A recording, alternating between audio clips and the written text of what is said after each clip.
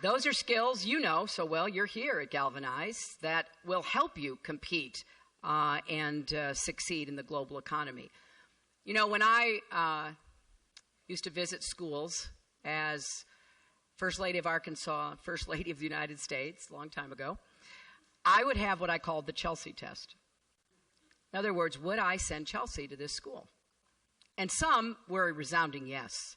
You know, the creativity, the energy, the collaboration, and some were absolutely not, and no child should go to these schools. So now I'm a grandmother, so I have the Charlotte and Aiden test.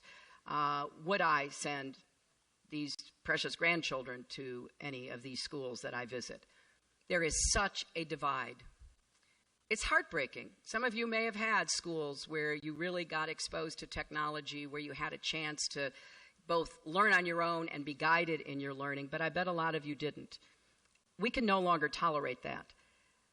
Part of what we have to do, though, is make sure that the benefits of technology and the internet are widely shared. It's hard to believe, but we still have lots of parts of our country, rural and urban, where you do not have access to high-speed internet. In fact, it's spotty, and it is an economic impediment. You know, I've traveled a lot around our country, and you can see what it means not to be connected with the global economy. And I'm thrilled whenever I see places that are historically left out finding ways to get in. So in Eastern Kentucky earlier this year, I learned about a successful program that trains former coal miners to be computer programmers. But the lack of affordable high-speed broadband is a real barrier. So I intend to make sure we do what we did with electricity and, you know, my grandparents' generation. We connect every home and business in America to high-speed internet, and we do it on as fast a time scale as possible, no later than the early 2020s, because every year we waste means we leave people behind and left out in a way that is heartbreaking and wrong.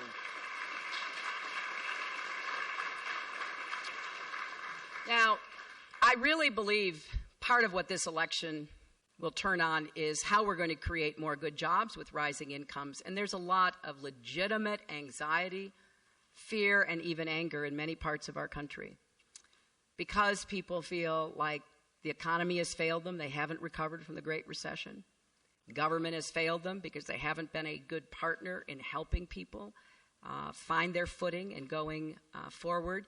So I think this is going to be one of the defining issues in this election. And I'm going to keep talking about what we can do together, a positive vision that if we do it, will give so many more people like yourselves a chance to be galvanizers.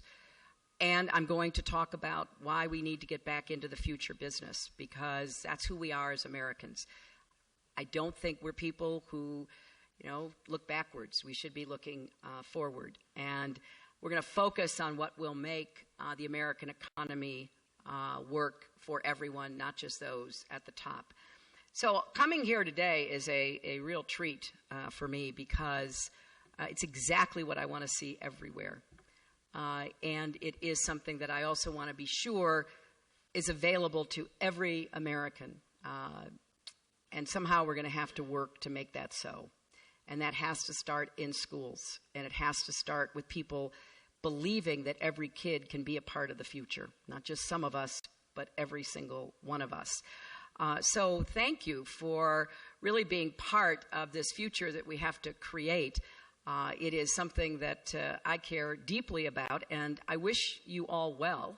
I think it's great you are here, being not only interested in your own future, but helping to build a learning community for technology, as the sign says. And I look forward, Jim, to keep hearing more about what you're doing, why it works, and what more we can do to help you. I've already gotten some good ideas from the folks I've talked to today about what more we can do to make this work for more people. But let me have a chance to just shake some hands and greet you all, as many as I can before I have to leave. But again, it's a thrill to be here, and I wish you all the very best. Thank you very much. Dan?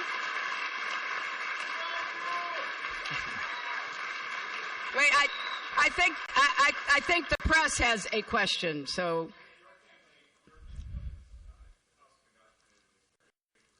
Yes. Mm-hmm.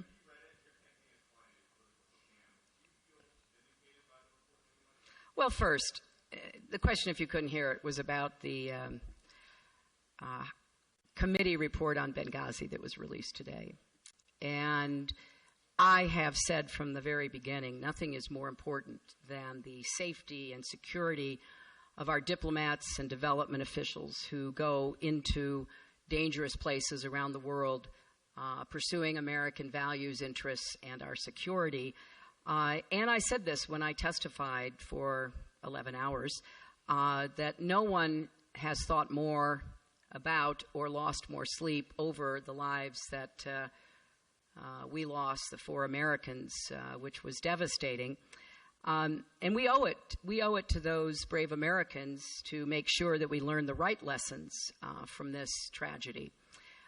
That's why I immediately put together an independent committee to go everywhere, look everywhere, come up with what recommendations would help us prevent such tragedies in the future. And that, of course, should be the goal.